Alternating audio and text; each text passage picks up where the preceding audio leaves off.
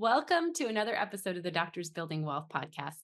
Kenji and I have a really important topic we wanted to talk to you about today. It's called Why Problems Are the Key to a Meaningful Life. And we're really excited about this episode because it's something that I think that a lot of people don't think about. They probably see problems as a negative thing. And we've actually turned it around and seen them as a positive thing the last few years. And we wanted to talk to you about that experience. So, first of all, we wanted to introduce this all with a quote, and a quote that's very meaningful to Kenji and I that we thought about a lot, we've integrated into our lives, and maybe you'll find it useful for your own life and you'll be able to integrate it into yours. And that quote, and we're not sure who says it, but the quote is, "Life without problems is just an existence." I'm going to say that again. Life without problems is just an existence. And so it brings up the idea of how do you approach problems, right? What does having a problem mean to you? And maybe Kenji, you can start out talking about your experience. Yeah, so for a long time, until relatively recently, I viewed problems as something that you needed to avoid, and I actually feared problems that were right around the corner. I thought, as long as I don't have problems, things are good. But I knew that there was some problem around the corner, and actually, the more happy I was, the more things were going well. I was like, oh, there's going to be a problem that's going to bring me down. Yeah, and I think it's a really normal thing. I know that I used to feel that way too. I used to think too many good things had happened, and there was probably some bad thing coming up soon that was going to change it. And I also have felt that from you. I had felt how you were always saying, "Well, don't say things are going well because you just don't know what's going on." But when you think about that approach to life, first of all, it's something your brain's doing to protect you, right? To keep you aware and kind of cognizant and looking out for the next bad thing, but it's also a very harmful way to live your life because you're always waiting for something bad to happen. And so it may have kept you safe, in the past where you were always looking out for a saber-toothed tiger, but it's not necessarily helpful to you and to your cortisol and to your stress response in your experience of life. Well, not only that, you mentioned the word bad, right? So it's like to think about problems as bad. That was how I used to think about it, but it takes a real reframing, and it has taken a reframing for me to look at problems as good things, and that may be hard to believe.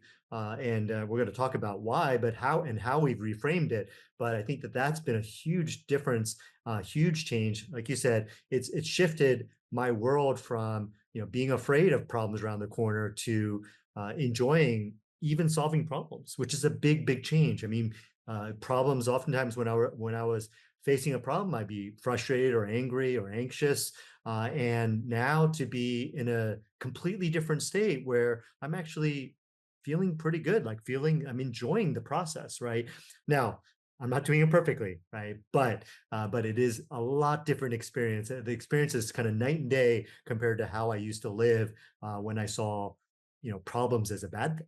Yeah, and I just want to normalize. I think almost all of us have seen problems as bad things. That's the way the culture shows it. That's the way we grow up, and so it's just part of the human experience.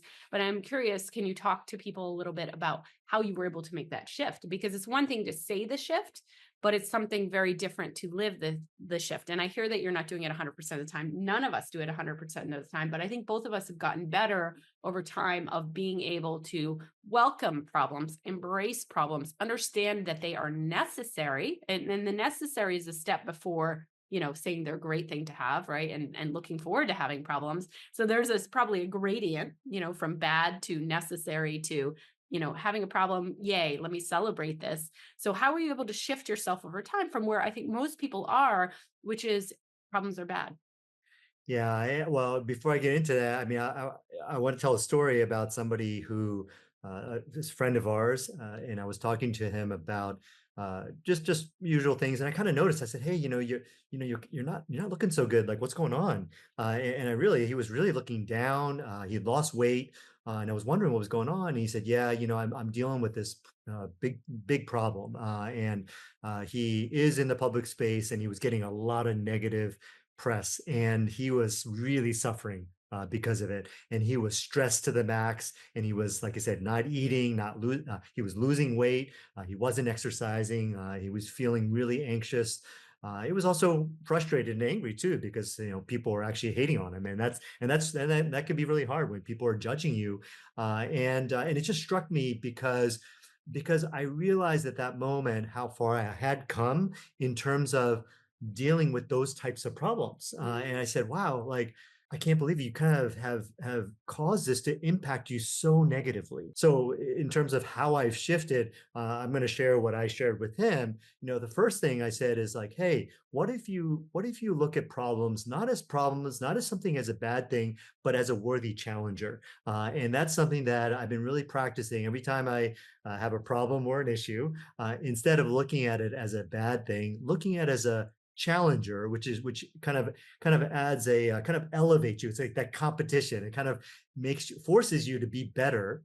And then the worthy challenger, that adds an element of fun in my mind. And so again, instead of being something really bad, I'm the first thing I'm doing is just changing my language and shifting it to something that is more fun, that really requires me to be a better version of myself to be able to solve the Yeah. issue. Yeah. So I want people to hear what he's doing. He's changing the language, right? And so that's one tool we wanted to introduce to all of you in this episode is changing the language using a word that changes the energy of the experience because it changes your state and it changes how you show up to handle that issue or that problem, right? If a version of you that's higher energy, excited, right? Or even at least neutral shows up to handle the problem, you're going to come up with a better solution than if you show up stressed out, frustrated, angry, or kind of just internalizing it like like your friend was, where he was just thinking about it all the time. It had become consuming and he was in a suffering state, what that did for his ability to solve that problem. And so the first tip to being able to shift over time from approaching problem as something to avoid or something that's bad is to change the language, and that changes your experience around the problem. Yeah, and I think about the this at one of the events that we go to. If you're facing a problem, instead of kind of cowering and kind of like you can just imagine your body when you are stressed out or anxious, and instead kind of standing up straight and going like, "Get out of my way! I got this handled," right? And just imagine just imagining my friend in that situation, if he could take that challenge that he was dealing with and just being like, sit up straight and get out of my way. I got this covered, right? I think that that's such a different approach, and that's not language, but that's actually introducing now your body, right? You're kind of really approaching this physically from a completely different place. Yeah, and so that's the physiology piece where you go out and you change your how you're moving your body. You can go out for a walk, you can go exercise. I think that's why a lot of people like running, right? Because it really changes their physiology and they come in a lot more empowered and then they can now handle things. Music is another way to change your state. And Um, even your body position, right? I was talking about standing up straight with your shoulders back, and your head up high, and that actually has been shown to, especially the Superman pose, has been actually shown to change the hormones and the physiological. There's a different physiological response when you actually stand up in a Superman pose or Superwoman pose, and so that has some real science behind it. So yeah, just your physical body, moving your body, all those things I think can really help shift when you're facing a worthy challenger. It can really kind of shift how you view that. Yeah, and I think the other one is focus, Right. and we haven't talked about that yet, but that's something else we use a lot of times is shifting our focus when we're facing a problem or an issue. We think about what is going well first of all, to have that kind of gratitude that kind of takes away some of the fear that can shift your state when you think that way, but also the focus of even within that problem, what is going well and what actually needs to be solved, because a lot of the time we magnify these problems, right? They turn into something so much larger in our minds, and we even magnify them in the way we speak about them. We tend to go to the extreme. As physicians, we're always looking for what's wrong. And, a lot of times it's life and death. And so it's very normal for us to go to that extreme. But when we do that with problems, we go like, oh, this is going to happen. It's going to be this terrible. And it really colors our experience. And we're just focused on what's going wrong. and we're not focused on what could come out of that situation that could be really phenomenal and what's already going well in that situation. And when we change our focus that way, it does start give us a more realistic picture of what's really going on, because your brain is really literally just only looking at the bad. That is the normal brain response. Yeah, and you kind of touched on the focus of looking at and again, this is why I like the word worthy challenger. Looking at problems as a worthy challenger, uh, as I said earlier, requires you to become more, right, to be able to solve the problem. And so the focus you could have, right? What you can really be focused on is that, wow, this worthy challenger is going to make me grow, and it's an opportunity for growth. And on the other side of it, once I have conquered it, or once I've taken care of it, right, then I'll be a much better person. I'll be a much more resilient person, who can handle these types of challenges. So life is just the stories we tell it ourselves. The story we tell ourselves changes our experience of life. And so one of our mentors always says, it's not life that you're experiencing, it's the life you focus on. And so when you're telling yourself, hey, this problem is a great thing, this problem is going to help me grow, I'm going to be a stronger individual after this problem, this problem is necessary because I need to grow into more so that I can handle even more, because I'm have things I want to contribute to the world, and for me to be able to contribute on that level, I need to be more. When you tell yourself that story, well, then a problem comes in and you have that different experience of that problem. So I think that it is partially, not just the focus, but the story behind the focus, right? The focus of like what's great here, but also the focus of why is this needed? Why is this a meaningful thing to have this problem right now? And what's good is going to come out of it in the future? Yeah, and one other story I wanted to share with you guys is that recently I have been tackling some of these worthy challengers. I had been procrastinating on dealing with them, and what I realized is that on the other side of handling these worthy challengers is another level of confidence, and that confidence comes from uh, dealing with these things, knowing that okay, I dealt with this challenge, and if it ever happens again, I know that I can deal with it. And then the next challenge. Okay, here's another challenge. I've never dealt with this before, and now I know I can deal with it. A lot of this is actually fear, right? Fear of not having dealt with something before. And again, the on the other side of that fear is oftentimes is confidence, and that confidence is such a great feeling. And so that's another great thing to focus on and say, okay, it feels really dark and feels really heavy right now, but I know that on the other side. I know that on the other side, there's going to be this light and this confidence that I'm going to have, and that makes it worth it to go through what you're going through at the time, and it actually will probably lift you up as you're solving the problem. Yeah, I think a story I've been telling myself that's really really helpful is that these problems that we face, they are absolutely necessary to our development. And if we didn't have any problems and everything always went exactly how we would want them to go, we would a be bored, and b we would not grow. We would not grow over time. It would just if everything was always easy, like you would not have any stress or problems to be able to help you force you to grow and become a different version of yourself. So, for example, with our kids, just thinking through about our kids, what if they went to school every day and they already knew everything and everything was easy? Would they even be interested in growing? What if, you know, I think one of these examples that's really good is most of us become intermediate skiers and we never become expert skiers, right? We get to a certain point, most of us type at a certain speed and we never elevate ourselves to the next level. Why? Because it's good enough and we're not challenged, and so we don't push ourselves. But what happens if an intermediate skier goes onto that expert diamond trail by accident? Well, you have to grow. That's what problems do. They force us to grow. And it's a really beautiful thing, because we don't want to be the same person we were 15 years ago. We want to be a person who has developed different skills and different strengths, and has grown in very meaningful ways so that we can contribute more. I want to talk a little bit more about focus. We talked about language, we talked about physiology, your physical body, and then we talked about focus. Another aspect of focus, or something else that I think is very helpful. It's been very helpful for us and for our kids is the five givens, right? And when you're faced with worthy challengers, the worthy challenges often are coming from the five givens, which are just facts of life, things that it doesn't make sense to fight, right? And so I'm going to lay out the five givens so that you can kind of listen to them and see how some of your worthy challengers are just givens, right?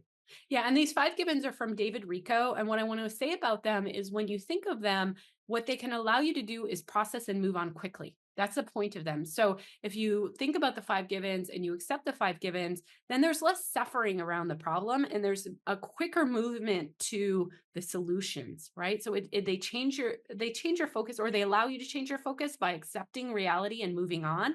And they also, I think, normalize what's going on so you can't explode it into some giant thing in your mind and start catastrophizing about it like so many of us tend to do. Yeah, so the five givens are, the first one is everything changes and ends. The second one is things do not always go according to plan.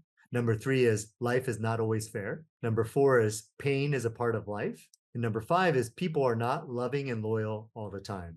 And I can't tell you how much we use this. I mean, we used this last night. We literally used this last night, where I was having a challenge with one of my team members, and Kenji said, people are not always loyal all the time. And I was like, yeah, you're right. You're right. Let me move on. Because, like, what am I doing? I'm sitting there suffering over this problem.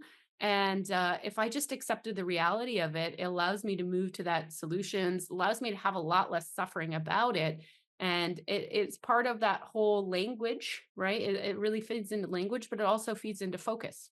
Well, think about life is not always fair. This is something that we probably use with our kids almost all the time, right? Because they're always saying, "Hey, it's not fair that that he gets this and I don't get it, right? Or he got more and I didn't get as much, right?" So they're always kind of comparing and saying that "Hey, it's not fair." And we're said, and it's such a great go to is that who said life was fair?